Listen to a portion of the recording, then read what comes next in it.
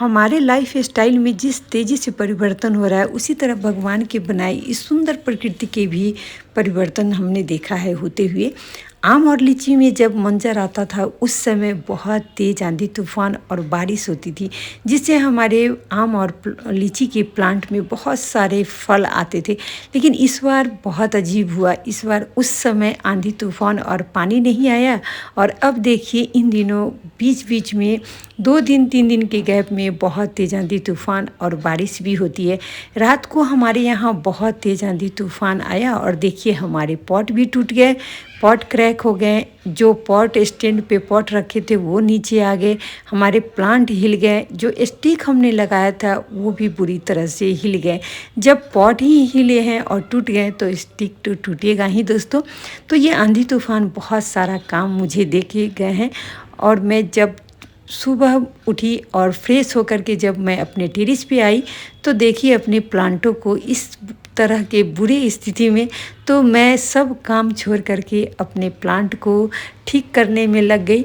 ये देखिए किस तरह से जो हमारे स्टिक लगे थे वो भी बुरी तरह से हिल गए हैं, और हमारे प्लांट तो नीचे आ गए, पॉट टूट गए। तो इन सभी को हमने देखा और काम शुरू कर दिया। मैं अपने प्लांट से बहुत ज़्यादा प्रेम करती हूँ। मैं अपने टेरेस की हमेशा अच्छे से सफाई करती हूँ। मुझे ऐसा लगता है कि मैं टेरेस को साफ़ रखूँगी तो हमारे जितने भी प्लांट टेरेस गार्डन में लगे हैं सभी स्वस्थ रहेंगे। पॉट स्टैंड भी धूल धक्कर से बहुत ज़्यादा गंदा हो गया है, तो हमने इसे कपड़ा से साफ़ कर दिया। और देखिए पॉट को उठा करके रख रही हूँ। तो ये पॉट जो है ना हमारा वो मिट्टी का है, और ये जो नीचे में आ गया है तो थोड़ा सा साइड से क्रैक हो गया है। ट्रम्पेट वाइन का प्लांट में इसमें लगाई हूँ, और बहुत अच्छी तरह से इसमें फ्लावर भी आ रहा है दोस्तों। ये रोड साइड से है तो बेल वाले प्लांट में इधर ही लगाई हूँ। ये देखिए ये सीमेंट वाला पॉट है, और पॉट के नीचे मैं ये टिकरी की जगह पे दिया का जो वेस्ट दिया था उसे यूज की हूँ, और नीचे में ये मैं कॉटन जो कपड़ा होता है उसे यूज करती हूँ। इससे मॉइस्चर बना रहता है दोस्तों। तो मैं 1-2 दिन के लिए बाहर भी जाती हूँ तो हमारा प्लांट ठीक रहता है।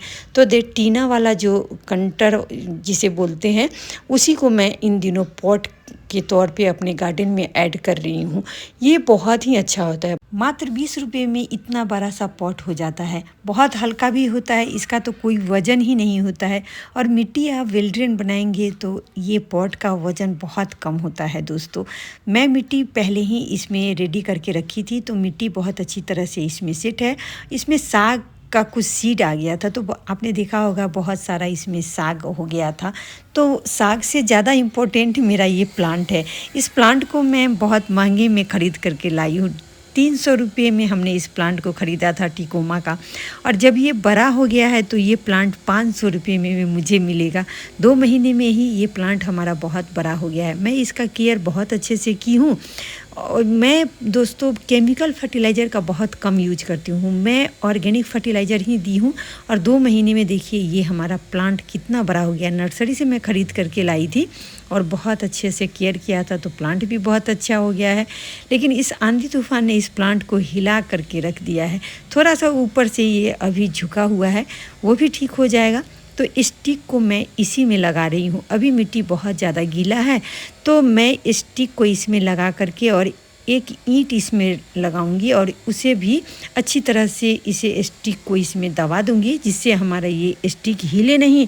और इस स्टिक को मैं अब इस तरह से सिर्फ दबा के छोड़ने वाली नहीं हूँ, इसे भी मैं अब रेलिंग में अच्छी तरह से बांध दी हूँ कि अब जितना भी तेज़ आंधी तूफान क्यों नहीं आए, लेकिन हमारा ये पॉट नहीं हिलना चाहिए और हमारे प्लांट को कोई नुकसान नहीं होना चाहिए। मैं ऊपर में भी तार बांधी हूँ, तो उसमें भी हमने 2 स्टिक के सहारे इसे अच्छी तरह से बांध दिया है। मैं अपनी तरफ से बहुत कोशिश करती हूँ कि हमारे प्लांट को कोई भी परेशानी नहीं हो, हमारा प्लांट बहुत अच्छे से रहे। लेकिन पता नहीं आगे क्या होने वाला है, ये मुझे भी नहीं मालूम होता है। अपनी सुरक्षा तो करती रहती हूँ, अपने प्लांट की भी सुरक्षा करती हूँ। ट्रम्पेट वाइन का जो बेल है वो नीचे की तरफ आ गया है, वो भी टूट गया है जो स्टिक में हमने बांधा था। तो मैंने तार लिया है लोहे का, और इससे बहुत अच्छा रहता है। प्लास्टिक का जो रस्सी होता है ना, वो पानी और धूप से टूट जाता है, इसलिए हमने लोहे वाला तार लिया है, और इसे भी मैं इस स्टिक के सहारे बांध रही हूँ। कभी भी ये आंधी तूफान आएगा और ये बहुत ज़्यादा कोमल और पतला होता है वेल वाले प्लांट का जो ब्रांच होता है, तो इन सभी को भी मैं अच्छी तरह से बांध रही हूँ। और दूसरा स्टिक भी हमने लगा है, उसे नारियल की रस्सी से स्टिक को मैं रेलिंग के साथ बांध रही हूँ। इस तरह से बांध देने से स्टिक नहीं हिलेगा, ज़्यादा मजबूत हो जाएगा। तो नारियल का रस्सी का मैं यूज कर रही हूँ। रस्सी में कई तरह का यूज की हूँ, लेकिन नारियल का रस्सी मुझे सबसे ज़्यादा टिकाऊ लगता है।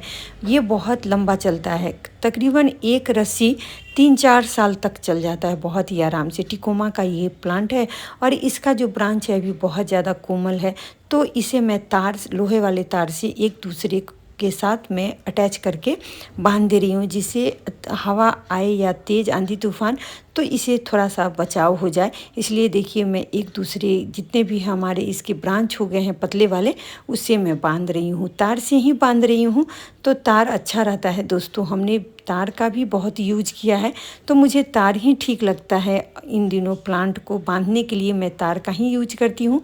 तो देखिए लोहे वाले तार से मैं एक दूसरे को साथ में अटैच कर दी हूँ।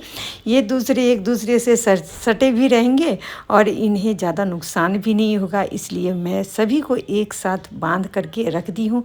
और यहाँ मैं गुलदावदी का प्लांट इस वेस्ट वाले टोकरी में लगाई थी और सभी कटिंग बहुत अच्छे से लग गया है दोस्तों।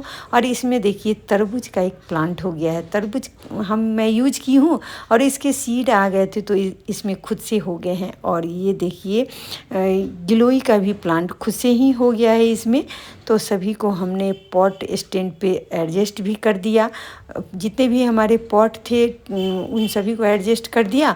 और यहाँ जो टूट गया है इसे भी मैं फेंकूंगी नहीं दोस्तों, इन सभी को भी मैं अच्छी तरह से रख लूँगी। इसे जब मैं पॉट भरूंगी मिट्टी पॉट में, तो उसमें नीचे में मैं स्टिक छोटे छोटे जो इसके टूटे हुए हिस्से हैं उन सभी को उसमें ही मैं डालूँगी। इसलिए मैं जितने भी हमारे पॉट के टूटे हुए हिस्से हैं उसे भी मैं कलेक्ट करके रख रही हूँ।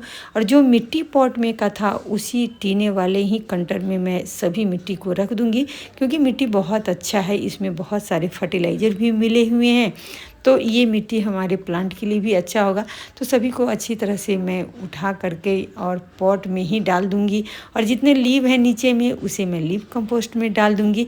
तो मैं अपने गार्डन का एक भी चीज़ फेंकती नहीं हूँ दोस्तों, अपने ही गार्डन में यूज करती हूँ। टूटे हुए पॉट को जितने भी छोटे छोटे टुकड़े हैं उसे पॉट में जब मिट्टी रेडी करूँगी उससे मैं उसे नीचे डाल दूँगी, मिट्टी मैं अपने पॉट में डाल देती हूँ। और देखिए सभी को एडजस्ट करने के बाद इसमें थोड़ा सा मैं पानी रख दी हूँ, जिससे हमारे प्लांट अच्छी तरह से इसमें सेट हो जाए। अभी तुरंत मैं लगाई हूँ। पतले लोहे के तार से बांधने के बाद मैं आगे से एक लकड़ी का स्टिक और लगा दी हूँ, इससे हमारे प्लांट को सपोर्ट मिलेगा और हमारा प्लांट ठीक रहेगा। तो दोस्तों हमने बहुत अच्छी तरह से सभी को एडजस्ट किया है। वेल वाले प्लांट ही मैं इधर रखी हूँ और इस तरफ का टेरिस थोड़ा सा कमज़ोर है, इसलिए मैं इस तरफ थोड़ा सा कम ही पॉट रखी हूँ।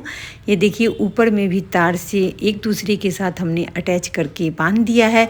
अच्छी तरह से पूरी अपनी तरफ से तैयारी कर चुकी हूँ और आगे तो ऊपर वाले की मर्जी। यहाँ ट्रम्पेट वाइन देखिए कितनी खूबसूरती से खिल रहा है, फ्लावर बहुत ही अच्छा लग रहा है। और मधुमालती में भी बहुत सारे फ्लावर खिले हुए हैं, सभी को हमने अच्छी तरह से बांध दिया और इसमें बहुत सारा भी फ्लावर खिलने वाला है दोस्तों।